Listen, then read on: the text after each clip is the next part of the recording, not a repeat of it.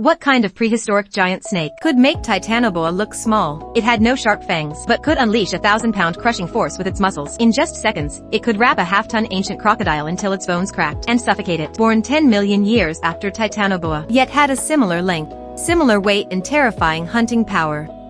It wasn't just a big snake, but a living, moving nightmare. It was Vasuki Indicus, a killer named after Indian mythology. Its fossil discovery was full of surprises.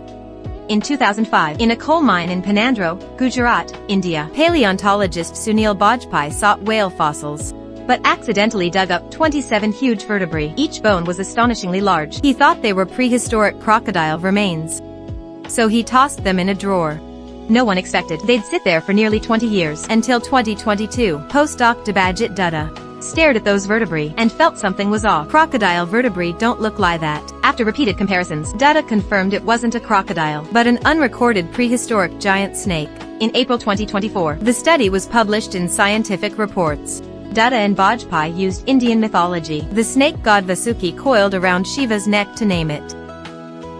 The species name Indicus means Indian, clarifying its origin. This snake king, asleep for 47 million years, was finally brought to light. So, how terrifying was Vasuki? First, its size alone was absolute domination.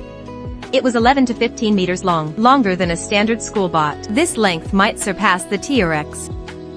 It weighed about a ton, equivalent to a small car. Its widest vertebra was 11 centimeters across. Calculations show its body diameter was about 44 centimeters, thicker than an adult human's torso. When such a giant snake wrapped you, it felt like being squeezed by a tree.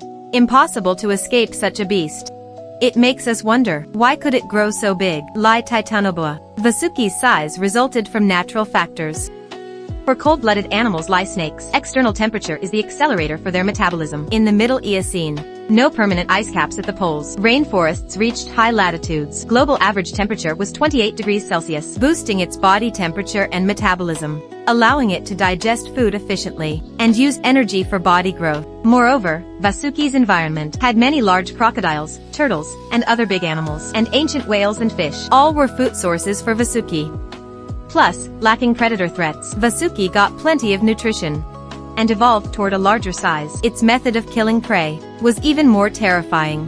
Vasuki hunted ancient crocodiles and turtles, had hard scales or shells.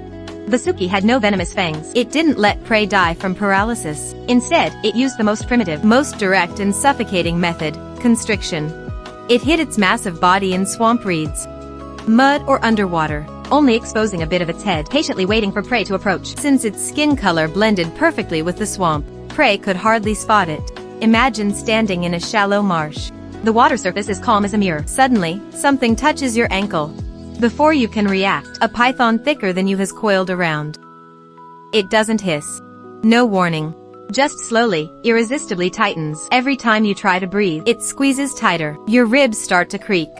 Your lungs can't take in air. Even scarier, its coils don't loosen easily until it confirms the prey is dead. Only then does it slowly release and eat.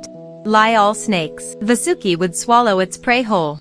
No tearing, no chewing, straight down its throat. Even more amazing, it didn't even waste the shells. So how did it digest those giant turtle shells? The answer lies in its superdigestion.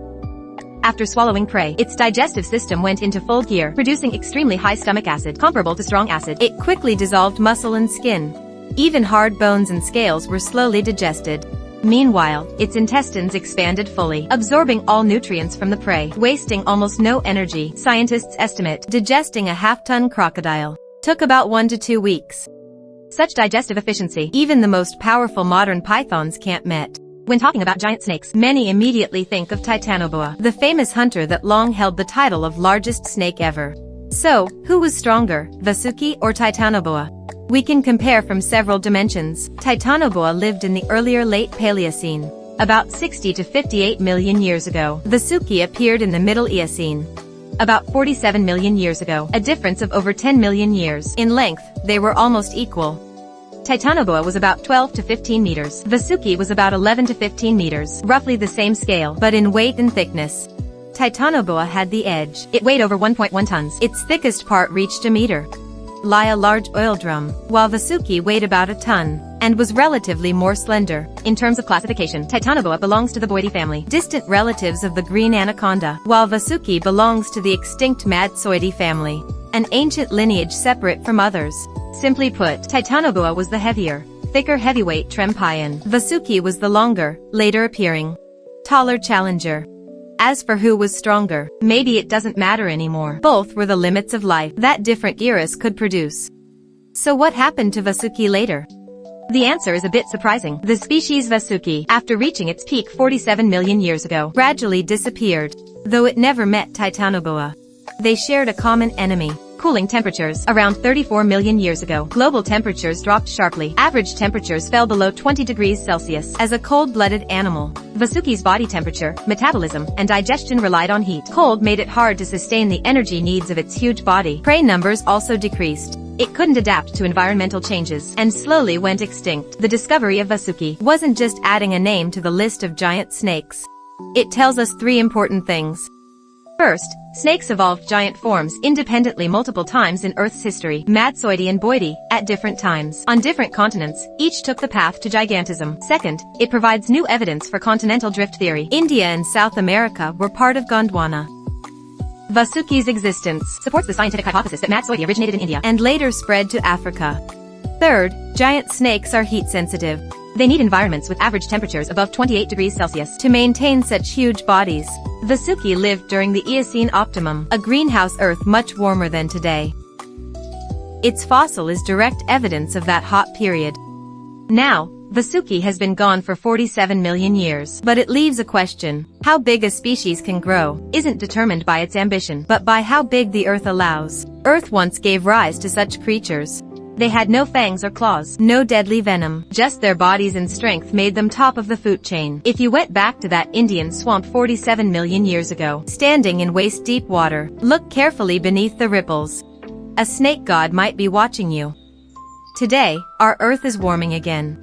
So who do you think will be awakened next?